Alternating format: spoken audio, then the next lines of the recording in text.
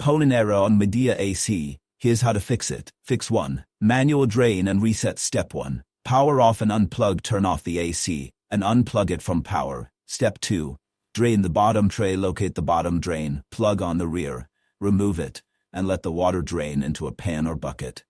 Step 3. Tilt and drain completely. Tilt the unit slightly backward to expel any residual water. Step 4. Reinsert plug and restart. Secure the plug. Plug the unit back in and turn it on. The PON code should clear. Fix 2. Hard reset. If PON persists, Step 1. Unplug for 5-10 minutes. Leave unplugged for 5-10 minutes to reset internal sensors or boards. Step 2. Restart the unit. Plug it back in and power on. Fix 3. Continuous drain setup. Step 1. Install drain hose. Attach one end of a hose to the bottom or top in dehumidify mode. Drain outlet. Step 2. Ensure downward slope. Route the hose downward to allow gravity-fed drainage, no upward kinks or loops. Step 3.